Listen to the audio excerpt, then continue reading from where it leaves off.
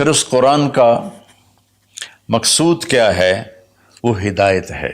الف لام میم ذالک الکتاب لا ریب فیہ ھدی للمتقین، یہ کتاب کی پہلے اللہ نے ضمانت دی کہ یہ ہر شک و شبہ سے بالا تر کتاب ہے۔ دنیا میں کوئی یہ دعویٰ نہیں کر سکتا، نہ بولنے والا نہ لکھنے والا۔ انبیاء کے سوا بڑے سے بڑا علامہ ہو بولنے میں خطا کھائے گا، بڑے سے بڑا علامہ ہو لکھنے میں خطا کھائے گا، صرف میرے رب کا انبیاء اور میرے رب کا کلام ہر خطا سے پاک ہے۔ تو یہ کس لیے ہے؟ ھدی للمتقین، یہ ہدایت ہے۔ ہدا یہ جو کہ عربی زبان ان کی تھی، تو اللہ تعالیٰ نے انہی کی سبحان اللہ انہی کے استعمال کے مطابق جب قرآن کو اتارا تو وہ ہل کے رہ گئے۔ ہدا ویسے تو کہ سیدھا راستہ، لیکن ہدا اس چٹان کو کہتے ہیں جو سمندر میں ابھری ہوئی ہو، پانی سے باہر نکلی ہوئی۔ سمندر کے اندر بے شمار پہاڑ ہیں جو ہمارے زمینی پہاڑوں سے زیادہ ہیں، تو کہیں کہیں وہ اوپر نکل آتے ہیں، اور ان پر جب سورج کی چمک پڑتی ہے تو وہ چوٹیاں روشن ہو جاتی ہیں۔ اس روشن چوٹی کو عرب جب سفر کرتے تھے یا دوسرے بھی جب بحری سفر کرتے تھے تو ان کو نشانی بناتے تھے کہ یہ پہاڑ کی چوٹی فلاں جگہ کا پتہ بتاتی ہے، یا سمجھیے جدہ کا پتہ بتاتی ہے، یہ یمبو کا پتہ بتاتی ہے، یہ خلیج عقبہ کا پتہ بتاتی ہے۔ ایک مثال دے رہا ہوں۔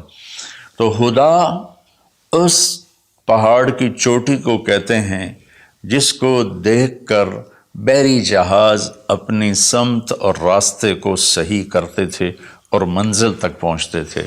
تو اللہ نے اس کتاب کو ہدا فرمایا ہے کہ انسانی سمندر میں انسانی زندگی کی کشتی کے لیے، میں پھر دہراتا ہوں، انسانیت کے سمندر میں انسانی زندگی کی کشتی کے لیے یہ جو قرآن ہے، یہ وہ چوٹی ہے پہاڑ کی جس سے تم راستہ پاتے ہو اور جس سے تم اپنی منزل تک پہنچتے ہو۔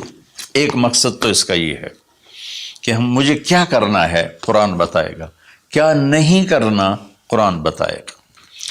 جو کہا گیا وہ کر لو، جس سے روکا ہے وہ چھوڑ دو۔ دوسرا، قرآن کا مقصود کیا ہے؟ ھذا بلاغ للناس، یہ پیغام ہے لوگوں کو پہنچانے کے لیے، جس کو امت آج بھلا چکی ہے۔ مدت ہوئی صیاد نے چھوڑا بھی تو کیا، تاب پرواز نہیں راہ چمن یاد نہیں۔ مدت ہوئی، پرندہ پنجرے میں بند تھا، جب شکاری نے اس کو کھولا پنجرے کا دروازہ اور کہا کہ جاؤ آزاد ہو، تو وہ کہتا ہے تاب پرواز نہیں، میں اڑ نہیں سکتا، تم بہت چھوٹی عمر میں مجھے پکڑ کے لائے تھے میرے گھونسلے سے، راہ چمن یاد نہیں، اور مجھے یہ راستہ بھی معلوم نہیں کہ میرا گھونسلہ کس چمن میں تھا، کس درخت پہ تھا، کس شاخ پہ تھا، میں کچھ نہیں کر سکتا۔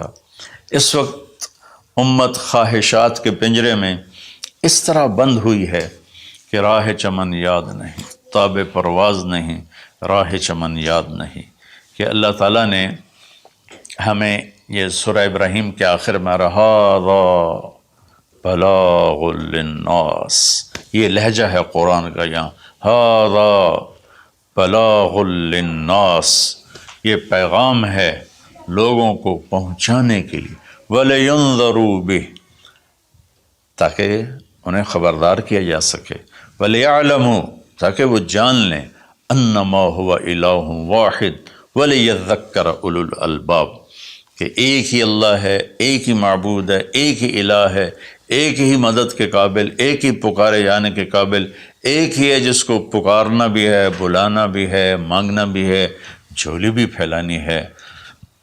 یہ اس کا دوسرا مقصد ہے۔